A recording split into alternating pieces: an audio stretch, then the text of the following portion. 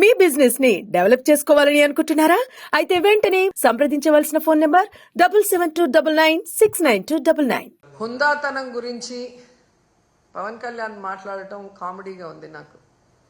ఎందుకంటే ఒక సినిమా ఇండస్ట్రీలో పవర్ స్టార్గా ఉన్నప్పుడు అది వదులుకొని పాలిటిక్స్కి వస్తే సర్వీస్ చేస్తారని ప్రజలు నమ్ముతారు.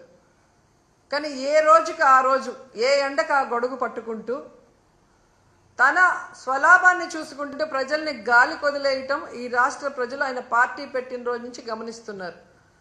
ఈ రాష్ట్ర ప్రజలకు కానీ, నీ పార్టీ నాయకులకు కానీ, మీ కులం వాళ్ళకు కానీ మీరు ఏం చేశారని చెప్పండి. ఒక్కసారి మీరు ఎలక్షన్లో మాట్లాడిన వీడియోల్ని ప్లే చేసుకోండి. దాంట్లో ఇచ్చిన ఒక్కటైనా ఈరోజు మీరు చేస్తున్నారో మీరు చూడండి.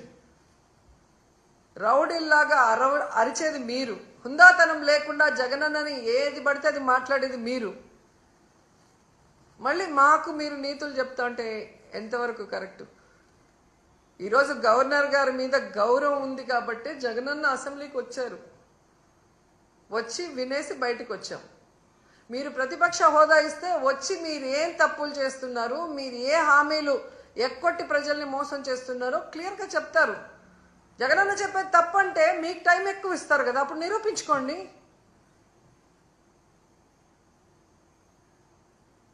సో హుందాతనం మీకు లేదు.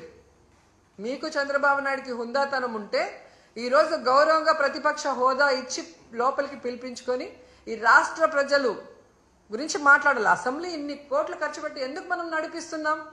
చంద్రబాబు నాయుడు, పవన్ కళ్యాణ్ సెల్ఫ్ డబ్బా పట్టుకుంటుంటే చూసి వినటానికి కాదు కదా. హుందాతనం గురించి పవన్ కళ్యాణ్ మాట్లాడటం కామెడీగా ఉంది నాకు.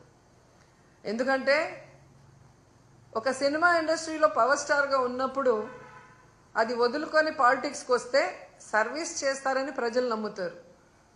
కానీ ఏ రోజుకి ఆ రోజు, ఏ ఎండకు ఆ గొడుగు పట్టుకుంటూ తన స్వలాభాన్ని చూసుకుంటూ ప్రజల్ని గాలి కొదిలేయటం ఈ రాష్ట్ర ప్రజలు ఆయన పార్టీ పెట్టిన రోజు నుంచి గమనిస్తున్నారు. ఈ రాష్ట్ర ప్రజలకు కానీ, నీ పార్టీ నాయకులకు కానీ, మీ కులం వాళ్ళకు కానీ మీరు ఏం చేశారని చెప్పండి.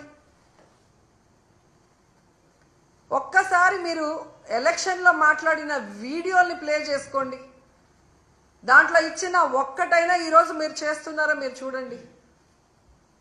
రౌడీల్లాగా అరిచేది మీరు, హుందాతనం లేకుండా జగనన్నని ఏది పడితే అది మాట్లాడేది మీరు.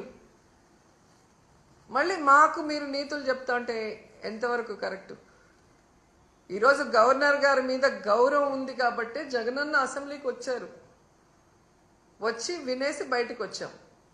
మీరు ప్రతిపక్ష హోదా ఇస్తే వచ్చి మీరు ఏం తప్పులు చేస్తున్నారు, మీరు ఏ హామీలు ఎక్కొట్టి ప్రజల్ని మోసం చేస్తున్నారో క్లియర్గా చెప్తారు.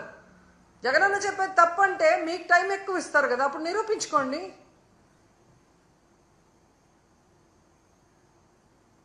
సో హుందాతనం మీకు లేదు.